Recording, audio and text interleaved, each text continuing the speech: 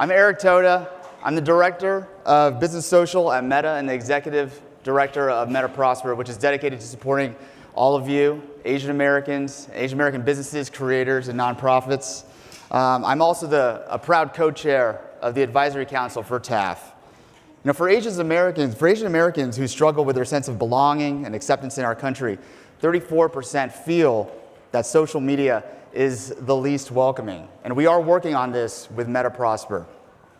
TAAF, in collaboration with partner organizations nationwide, has been exploring the possibilities and obstacles to narrative change in all forms of media. And today, we'll be talking about that. We'll be talking about the power of our narratives online, where authenticity and advocacy intersect on social media, on my own platforms. From an internet pioneer to social media innovators who are reshaping our digital landscape, please welcome Lauren Chan, a model, an entrepreneur, and size inclusion advocate who has recently honored right here in New York City for her leadership in the Asian American community. And then we have my friend, Phillip, an activist, fashion designer, and co-founder of 3.1 Phillip. We have Joanne Molinaro, an author and founder of The Korean Vegan. If you're not following on Instagram, please do that right now. She has 5 million followers online and also won a James Beard Award for her best-selling cookbook. Wow. And you all know Jerry. You all know Jerry. The founder of AANHPIs Cloud Ventures and co-founder of Yahoo. And so we'll get it started here, especially with you, Jerry.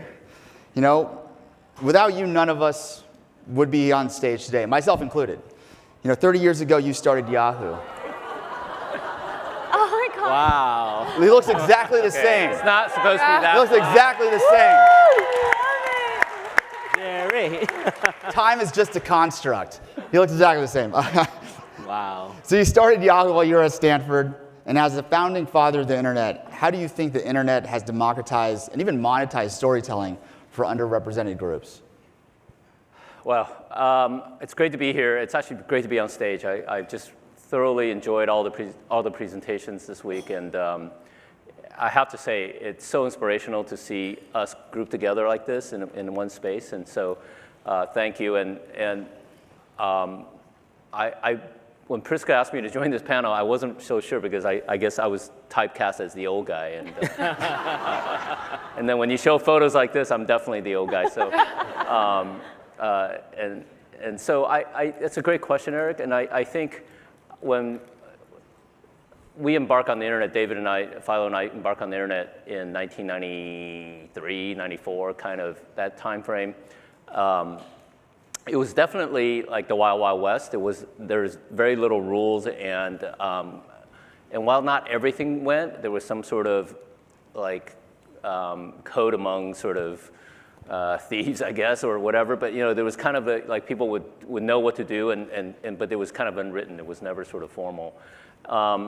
And because it's so decentralized, and because everybody knows how the internet works now, that people can pretty much publish anything, and then anybody else with a browser can get to it. And so that is very liberating and very democratizing in a way. And so we started seeing content pop up everywhere. And fast forward to probably the mid-2000s, and then and to now, there's obviously a huge amount of change in what social media or internet has brought, both positives, and there's a lot of positives, and then of course negatives, where I think it's really in the popular press now about the living in the bubble and the effects of social media creating sort of your own echo chamber. So I think the democratization kind of works both ways. I think with underrepresented groups, you know, we all have a voice, but at the same time, I think it was discussed yesterday, it just doesn't take much for disinformation to take place, right? It's this idea of creating controversy to get eyeballs and using that as a way to agitate. And sometimes that's mistaken for like popularity or opinions of people. And I think in many ways, and maybe Eric, you're better to talk about this, you know, sort of the current internet, you end up having the silent majority being really silent. And I think one of the challenges and opportunities we all have to face is how do we have really rational and important dialogue, whether it's about representation, whether it's about diversity, how do we have those conversations without being drowned out by sort of the disinformation aspect? I think having that dialogue is extremely important, especially in a time like now, right? It's extremely turbulent times. Obviously, the rise of our voices is nothing to shake a stick at. And when you talk about voice, Lauren and Joanne, you've both been able to navigate the internet with massive success. You've both cultivated enormous voices with powerful communities. But when you do that, it also comes with a lot of pressure. May is also Mental Health Awareness Month. And shout out Phillip for creating spaces, which is dedicated to creating a safe place to be vulnerable and to talk about a lot of this. And it's challenging. And so do you find, Lauren and Joanne, do you find that the AAPI community brings unique challenges when it comes to success tied with visibility and mental health? Would you like to jump in, or would you? No, I'd love to hear from you. Okay, we're both like, no, you go. No, you go. Question, Eric. Yeah, right off the top. We're trying to be vulnerable here. I love it. We're getting right to the point. And I think my best friend and cheerleader, Phillip, everybody. I think that, to me, is such an integral part of using the internet is mental health. And as far as my personal journey for mental health goes, and I'm sure a lot of ours, it's based in sometimes a lack of belonging and feeling loved, valued, seen, equitable. And so that's how I tried to use social media. To be very candid with you, I was not leaning into my Asian heritage probably until after 2020, and the Stop Asian Hate movement made it easy to get on board with, as the author we just heard said, the rising tide of voices. And since then, I've been trying very hard to be part of things because the representation matters. I know that I didn't have space to get involved in because there are so many of us who don't feel like these platforms or these stages are for us. And so everything that I do online with specific regard to social media has to do with mental health in the way of being a representation for folks. Well, I think that there are sort of data-driven statistical barriers for the AANHPI community specifically when it comes to accessing mental health. Number one, I think everyone's probably familiar with the stigma that's attached to even addressing mental health, the existence of mental health issues. In Korean, the word for crazy is like practically a swear word. The only time my parents ever got really angry with me was when I called them crazy in Korean, and literally they almost kicked me out of the house. I mean, that's the kind of stigma that's attached to having a mental illness. And then of course, the language barrier. That means that particularly in the older generations, like our parents' generations, they can't even access mental health because there are very few people in the mental health industry who speak the language in a vulnerable enough way that you can have these really uncomfortable conversations. So when you have the combination of stigma and language barrier working together, then what you have is a population that is underrepresented and doesn't have adequate access to mental health care, which means that as social media content creators, we have a unique opportunity to sort of dismantle those barriers by saying, hey, this is a safe topic to talk about. I know it's not something that we talk about at home. It's not something we talk about while we're eating our rice and our kimchi or our noodles or whatever. But here's a place where we can talk about it. You don't have to participate, but maybe you can listen, right?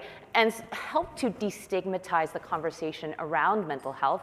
And then also be information providers. Okay, here are some very helpful resources for people who may not be comfortable because they don't speak the language, who are unused to reaching out to mental health professionals, or even know how to talk about it in a real productive way. And I think those are things that, especially around this time of year with Mental Health Awareness Month, something that I'm always trying to keep on top of is to make sure that, okay, I'm mindful of the fact that maybe not everyone is as conversant about these issues as I now am. You touched on it a little bit, and that was obviously your culture and your food. And Joanne, you're a lawyer, but But you started posting recipes and reflections about your family and your identity, which really spoke to our community. You know, you say the rise of anti-Asian hate was a galvanizing moment for this community, for all of us, and for you to use your voice. How has social media been a way for you to own that story? That's a great question. I always say that when people try and take something away from you, the biggest power move you can make is to take it back. And I feel like for such a long time, our stories were either just invisibilized, suppressed, or rewritten to fit a narrative that did not benefit any of us sitting in this room, but benefited many other people. And so with food, that was such a visceral thing. And we already saw the young woman earlier today who talked about bringing kimbap to school. Well, let me tell you, when I brought kimbap to school, it was a very different situation. I brought kimbap to my college creative writing class. And I was in college, so this isn't, I mean, I'm dating myself a little bit, but it wasn't too long ago. So I thought, like, all right, yeah, all these kids are gonna love my kimbap that I brought for creative writing. These are artistic people. As soon as I brought it in the room, the first thing I hear is some guy saying, ugh, what is that smell? And I was, 20 years old, and I thought I knew how to deal with this kind of, situation, but I didn't. I felt completely embarrassed. I felt ashamed. I was like, how stupid was I to bring kimbap to my, college class?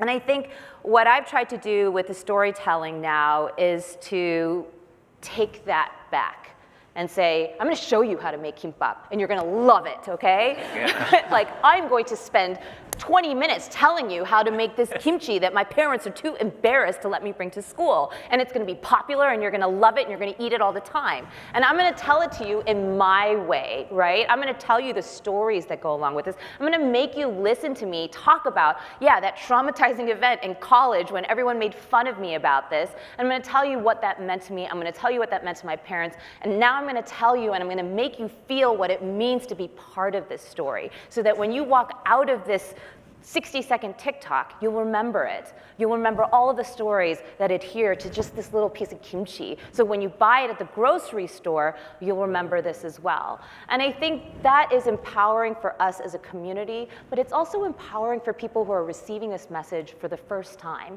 who are saying, oh wow, my information bank has just been increased by 1.5%. And I think that's part of advocacy, it's part of storytelling, it's part of community development, and it's also part of excellent food in your kitchen. No, it's massively empowering, and honestly, to see someone in your position start doing that, you inspire so many people you probably don't see. Yeah. And Phillip, you included. When anti-Asian hate started rising, your voice was crucial in creating awareness and visibility. Why do you think it was important for you to use your platform to speak out, and how do you think we can all use our voice and power online for the community? Great question, and thank you for having me here, everybody. I'm still processing that, of why I did that. And I think that it comes down to always feeling on the outside. Not only from the outside, but even within our AANHPI communities. As a creative, as a fashion designer, this is not a profession that my parents ever imagined I could do or even knew that existed.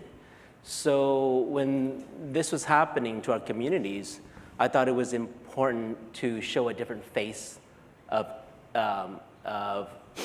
someone that was affected by this hate. And it was important because I straddle that line that is in the center of culture.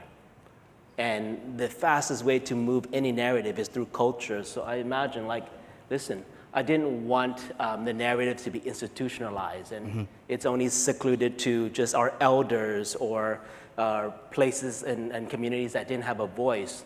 I wanted to recenter that and say, listen, it's someone that you may respect, it's someone that you wear the clothes and have it on your back, and I'm being affected by this too.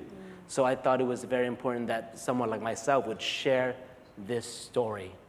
And I remember that time where I was watching the news, and our elders, people who looked like my family members, were being assaulted, and you just sprung into action. You know what I mean? I think that there was no other choice but it was how. And I'm not a social media content creator in that traditional form. You know, I make clothes, but I knew that even in that profession and what I do, I had an audience, and I had an audience that may not know what was going on. So I felt that it was my responsibility to share this, and that created other people to have the courage to also share. And look where we are now, you know, I mean, from tragedy, this is born. And it's quite beautiful to look at all you guys here today. Mm-hmm. Absolutely. And good on you for doing it. Good on you for doing it. Yeah, and I think that, you know, to this day, I don't know where my position is in this narrative, but I know, and I know I'm not an activist because I would never want to take that position and be in the way of activists that are doing this every single day. But what I was taught going through that time period from activists who do this for every single day for as a purpose of their lives is lend your platform, create the space, help us amplify. And you never know when you become activated and you get involved what that leads to. And today, shout out to my Creating Space team over there, the mini but mighty team.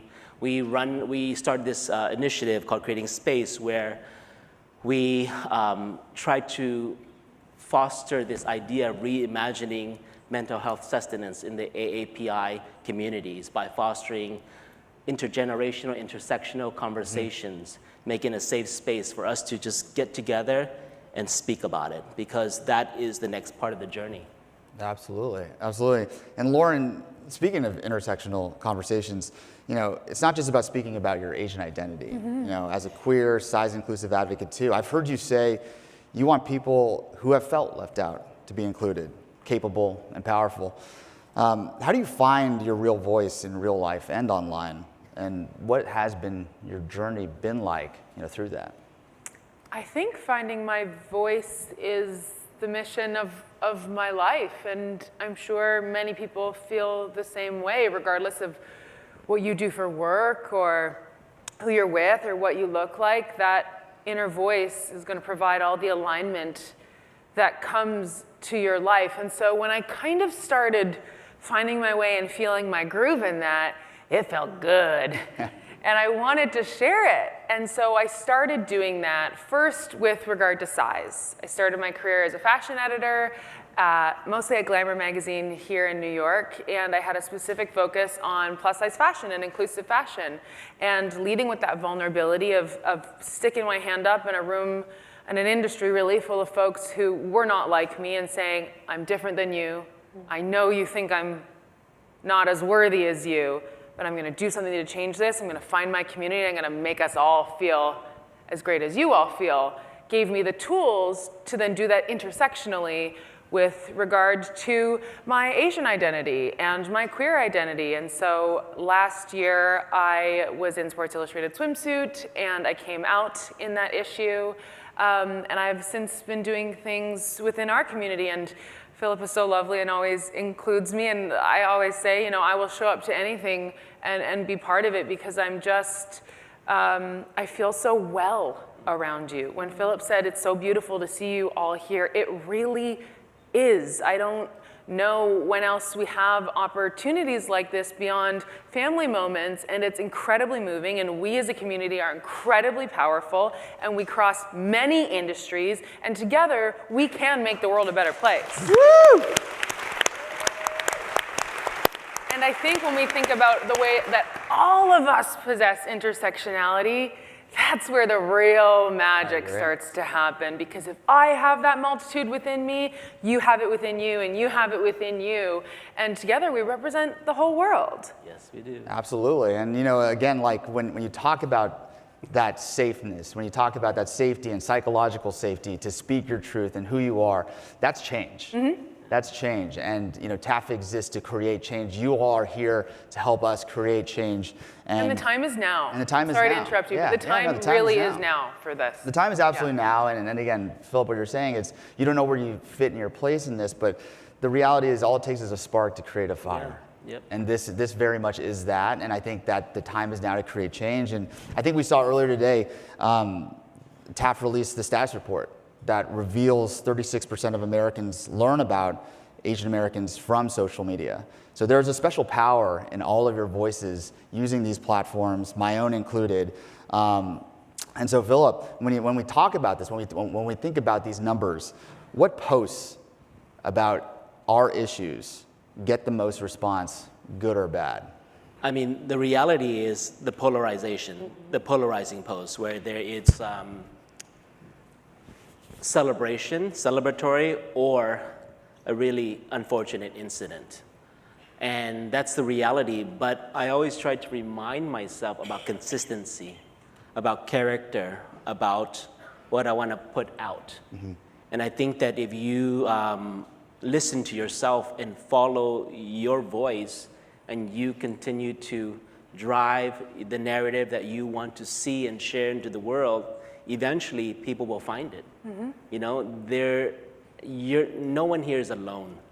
It may seem like at some points, but there's always people that see you, hear you, and will follow you.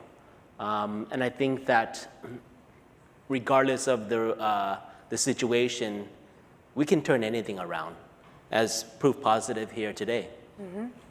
Absolutely. All right, Jerry, I've let you breathe a little bit since we showed that picture. I'm ready. As the founding board member at TAAF, did you think about how we could more effectively leverage the internet in advocating for AANHPIs and dispelling stories and stereotypes? I can't but help but think about, obviously it's our 3rd anniversary this week, and in 3 short years, we've had 2 days of gathering, and this year we do talk about together we build power, and I think the proof point is in this building. But I also think that, to your point, I do relate back to the early days of internet when, like I said earlier, there's no rules and everybody just seems to try to create and find a place, like Phillip was saying, and there's no charted path, right? And so the thing kind of evolves, and I feel like in some ways identifying AAP and HI community, what is our narrative in the future, what is our role in society, and how do we all fit in that puzzle, both from the opportunities we have, but also the challenges we face. It's very similar in the sense that there's no script necessarily. We're going to learn from each other. We're going to, I think in many ways our diversity is our strength. And I think that's the angle that really gives me a lot of hope, because in 3 short years we're able to, there feels like there's something that we're creating that's sustainable and that is uniquely us, right? That's not a narrative being told by somebody else about us. And so I think the internet, on the one hand, is this tool that can accelerate that, and it can accelerate our perspectives faster in more powerful ways. Those of you who were here last night, and Sheila just left, but the Wyden-Kennedy PSA idea of Asian plus American, and that's something that we'll try on social media and we'll try on the internet to see if that gains steam. But it's a place where the narratives compete with other narratives. And my sense is that for the internet to be effective for us, for TAAF, and for the broader AANHPI community, we do need to make sure our narrative is strong for us. We can't tell the narrative to people who don't identify with our beliefs or our cause or our culture, because if we try to convince somebody else and we're not together, that just doesn't work. So I think, and then I think there will be other narratives, for better or for worse, that may compete with ours or may try to discredit what we're doing, and those are the ones we have to deal with. But I do think the internet is a key tool for us to really take what we're starting to build, it's still nascent, but really be the testing ground for our narrative and testing ground for our core belief, whether we're really stronger together. No, absolutely. And earlier we spoke about the power of owning your story online, but there's also power to make money as well. You know, we spoke yesterday where, you know, many businesses like your own, Phillip, like just shifting a lot to direct to consumer. In today's digital landscape, there are countless opportunities for monetization on the internet. And Jerry, I'd love to know from you, like, what advice would you give content creators like the ones we're sitting next to today? And Hold on, let me get my notebook out. Yeah. Don't worry. We're recording this, so it's all good. Perfect. What advice would you give to creators and entrepreneurs that are sitting in this audience today on effectively monetizing their online presence? I think, I know this is going to sound a little cliche, but I feel like a lot of content creators really aren't really authentic enough, and I think the authenticity ultimately shines through, and part of it depends on your time frame. I mean, if you want to just get rich quick, that's one thing, but if you want to have longevity and really become a brand from a content perspective, I think, we've all seen the graphs, right? Like you can kind of get people's attention, but it quickly wanes if you don't really have that authenticity or really like staying power. And so I think this idea of staying power and really be authentic to a point of view or a product that is going to benefit people. I still think that content creation on social media and internet can see through all that. And in a world where TikTok and Facebook and YouTube is sort of the front and center, I do think that people shouldn't get too gimmicky, you know, like try to just capture people's attention for no reason, and then and look, I think you guys are a lot more sophisticated already than I ever was. So I feel like the learning is happening really quickly, and the idea is also to build off of other people, right? Like there's a lot of learning from other people what works, and then really build on that. To me, the goal isn't how you do in month one. It's really how you finish the race. No, absolutely. I mean, Joanne, Phillip, Lauren, like what advice would you give to these aspiring business leaders and entrepreneurs on how they can own their voice authentically, but also build their business online? Well, I agree with what Jerry said. I think I'm like the youngest business person in this panel here, so I feel like I don't have as much credentialing to speak on this. I only started monetizing the Korean vegan a couple years ago, so I'm like very avidly listening to what other people have to say. But I love hearing from somebody who has the kind of CV that Jerry has, that authenticity is part of that formula, because as a content creator, it can be overwhelming. You feel like you have to be like everybody else, that you have to sort of disown your own story and adopt what's popular or what's viral at that moment, or, well, that person's making a lot of money doing that, so I guess I should just stop doing what I'm doing and just do what they're doing. There's a lot of that going around, and certainly this is a sort of challenge that I've always had, and I think a lot of immigrant children have this, which is the scarcity mentality, which often translates into cutthroat competitiveness, and sort of almost like, no, I have to have it all, because if I don't have it all, that means I'm going to starve. And that was very much the way I was raised, and that's the way that I've grown up. And unfortunately, social media just shows you very clearly what everybody else seemingly has, and makes you feel like, well, I don't have enough of that pie. I must be doing something wrong.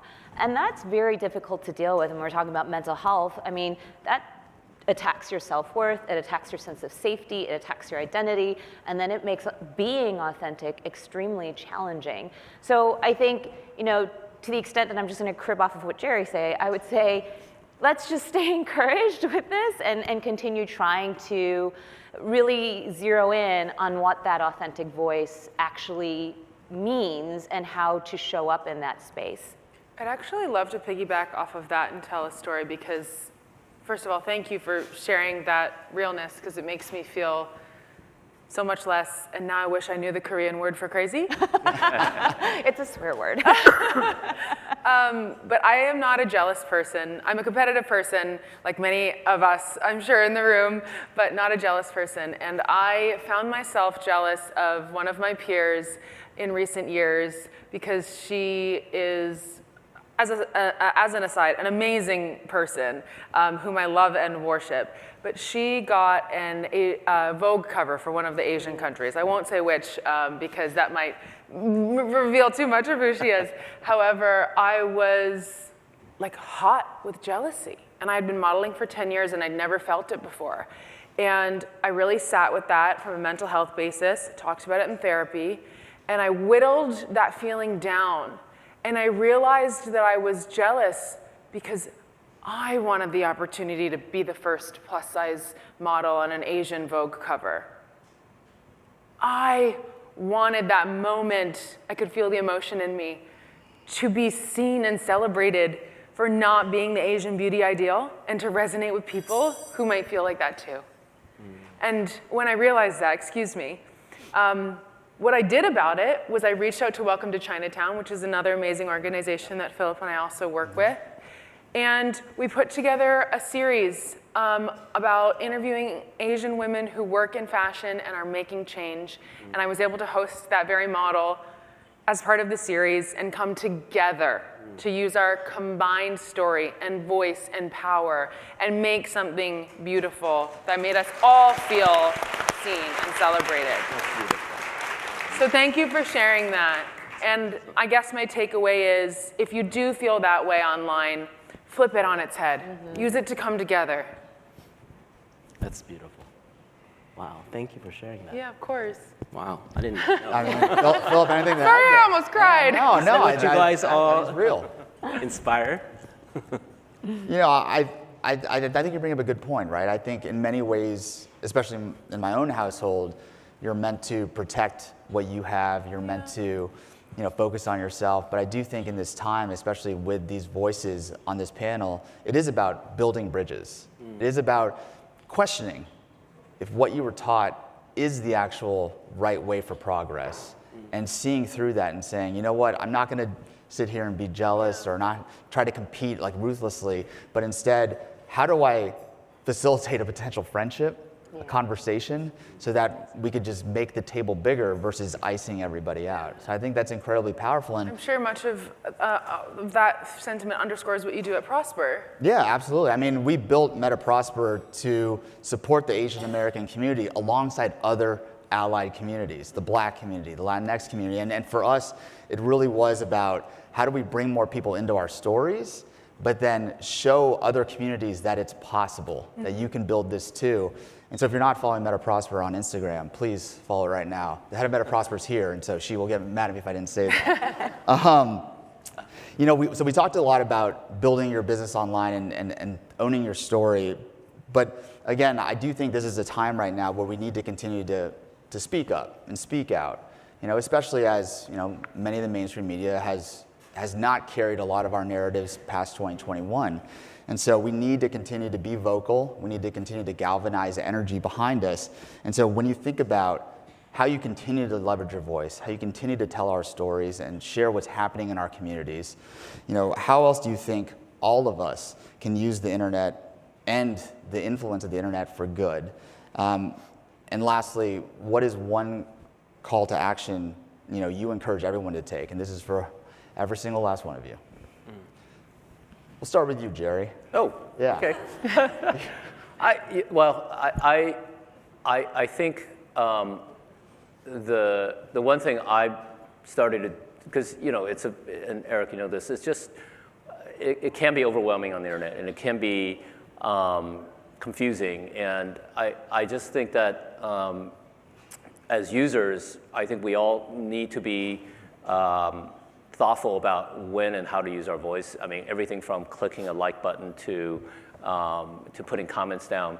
I think ultimately those clicks that you click is the power that that's keeping the internet running, right? So it sounds really obscure and tiny, but I do think that making sure that you are liking the things that you really should like and you really do like versus just because everybody there's a million likes, so I must like it kind of thing.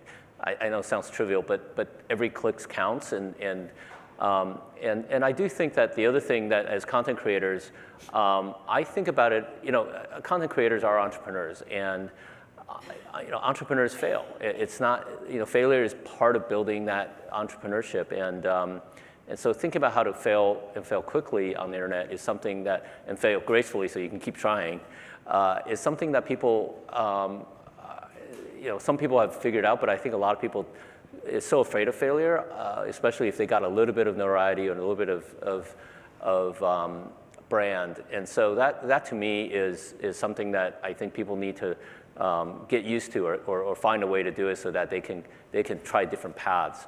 And I would say people change, and I guess I was told I'm the OG, the old guy. I found my perspective change over the years, right? And it's not that I was wrong when I was younger, but this idea of, what would you have said to your younger self, or what your younger self would have said to your older self? I'm starting to have that conversation because I'm going crazy too, and I think so. So this idea that what you say today may not be what you want to say 5 years from now, may not be what you say about 10 years from now. And so that authenticity has to come through because somewhere within the changes is your true self, or you're finding your true self.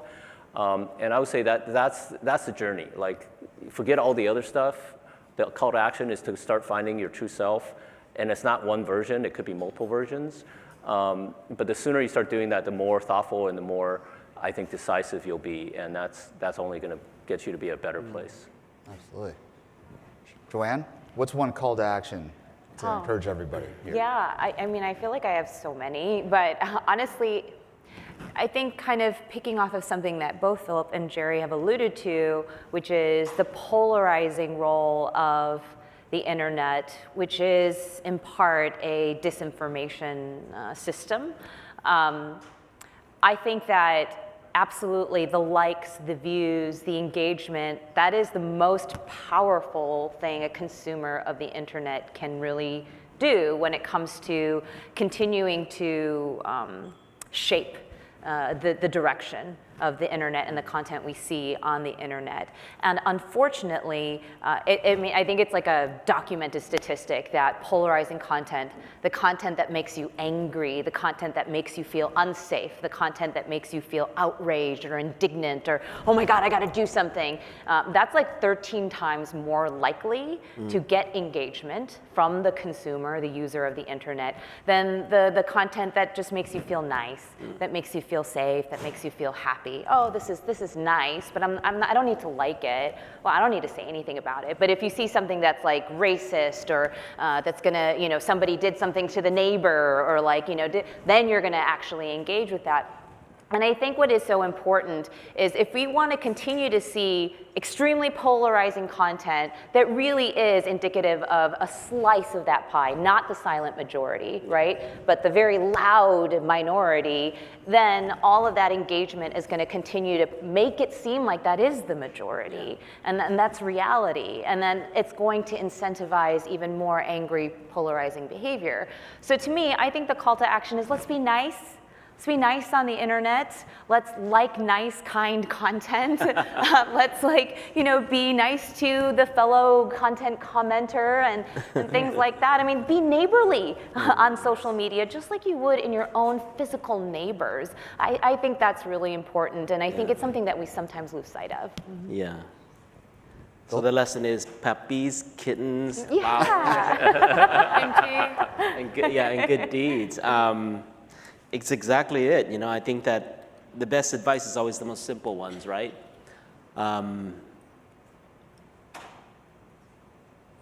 When I start to post, I go through this process of like, who wants to see some Asian guy posting about things? It's a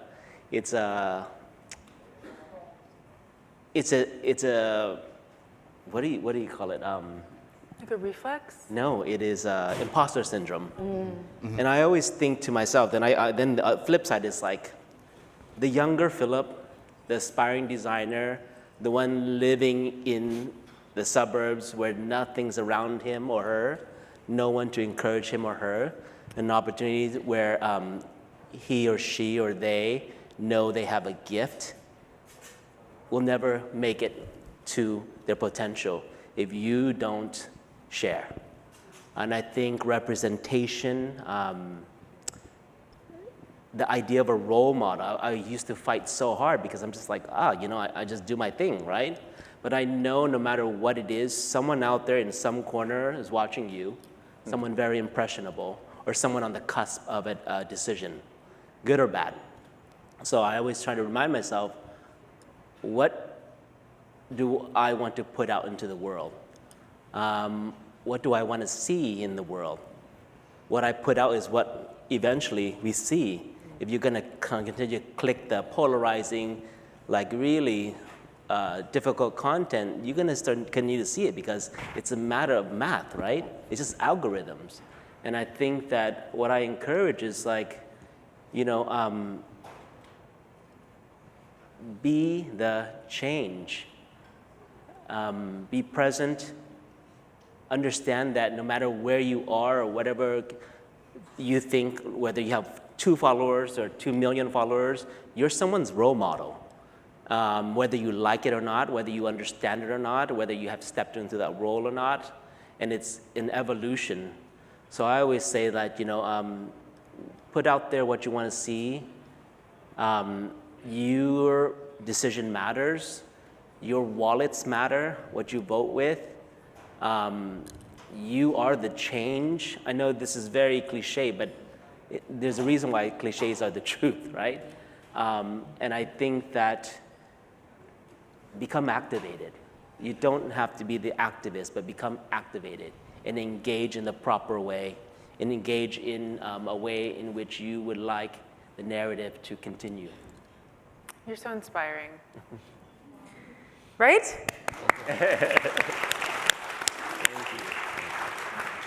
I don't know that I have much to add, to be honest, but I would say that something that you said struck me, which was the 36% of people are learning about, was it of people learning about our community online? Yeah. I'm one of those people. I am only half Chinese, so I'm a Hapa and I grew up kind of steeped in our culture and kind of not, and then in a mostly Italian town where I didn't want to be Chinese or seen as such. And so I purposely and very regretfully distanced myself from who I am and who we are for a long time. And my grandparents are no longer with us, unfortunately, and so I don't have a lot of places to go and learn about myself, ourselves. And online does that for me. Curating my feed and the places I shop and the things and people I interact with on the internet to be more AAPI has helped me feel more like me. And that has helped me go create things and surround myself with people that are better aligned for me. So my call to action would be to make your slice of the internet look more Asian or look more whatever it is for you beyond this specific conversation. It's gonna make you feel like you, because it really can change your mindset and thereby change your world. No, absolutely. And I say this as a father of 2 Hapa kids. And who also, again, they're not white passing, but the reality is that they deserve to see all of you shine. They deserve to see every last one of us speak our truths, hold on to our journey of understanding our ethnicity, of understanding our culture, and they deserve to hear all of your stories. So that's why it's so important that we continue to share our stories, use our voices, and activate. I think absolutely activate, right?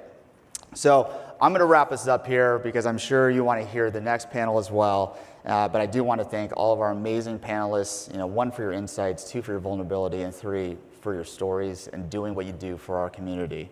But next up, we have gathered the most accomplished AANHPI athletes and sports owners who will share their personal victories and insights on breaking barriers in professional sports from the MLB to the NBA and the NFL. Thank you so much, everybody.